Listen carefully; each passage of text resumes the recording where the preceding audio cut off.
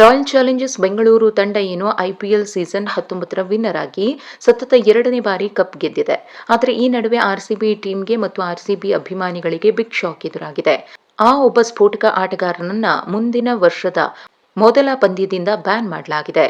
ಹೌದು, ಆರ್ಸಿಬಿ ಮತ್ತು ನಡುವಿನ ಫೈನಲ್ ಪಂದ್ಯದಲ್ಲಿ ಐಸಿಸಿ ನೀತಿ ಸಂಹಿತೆ ಹಂತ 1 ಉಲ್ಲಂಘಿಸಿದ್ದಕ್ಕಾಗಿ ಆರ್ಸಿಬಿಯ ಸ್ಫೋಟಕ ಬ್ಯಾಟ್ಸ್ಮನ್ ಟಿಮ್ ಡೇವಿಡ್ ಅವರಿಗೆ ಪಂದ್ಯ ಶುಲ್ಕದ ಶೇಕಡ 50ರಷ್ಟು ಫೈನ್ ಮತ್ತು 2 ಡಿಮೆರಿಟ್ ಅಂಕಗಳನ್ನು ನೀಡಲಾಗಿದೆ. ಮೊದಲ ಇನ್ನಿಂಗ್ಸ್ನ 10ನೇ ಓವರ್ನಲ್ಲಿ ಅಂಪೈರ್ ನಿತಿನ್ ಮೆನನ್ ಅವರ ಕಡೆಗೆ ಆಕ್ರಮಣಕಾರಿಯಾಗಿ ಐಸ್ ಬ್ಯಾಗ್ ಎಸೆದಿದ್ದಕ್ಕಾಗಿ ಟಿಮ್ ಡೇವಿಡ್ ಅವರನ್ನು ಒಂದು ಪಂದ್ಯದಿಂದ ನಿಷೇಧಿಸಲಾಗಿದೆ. ಈ ನಿಷೇಧದಿಂದಾಗಿ ಟಿಮ್ ಡೇವಿಡ್ ಐಪಿಎಲ್ 2027ರ ಮೊದಲ ಪಂದ್ಯದಲ್ಲಿ ಕಣಕ್ಕಿಳಿಯುವಂತಿಲ್ಲ.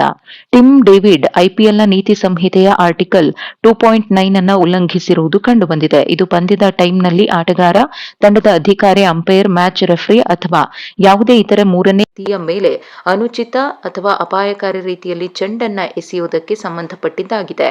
ಐಪಿಎಲ್ ಆಡಳಿತ ಮಂಡಳಿ ಅಧಿಕೃತವಾಗಿ ಈ ಕ್ರಮವನ್ನು ಅನೌನ್ಸ್ ಮಾಡಿದ್ದು, ಟಿಮ್ ಡೇವಿಡ್ ಲೆವೆಲ್ 1 ಅಪರಾಧದಲ್ಲಿ ತಪ್ಪಿತಸ್ಥನೆಂದು ಕಂಡುಬಂದಿದೆ.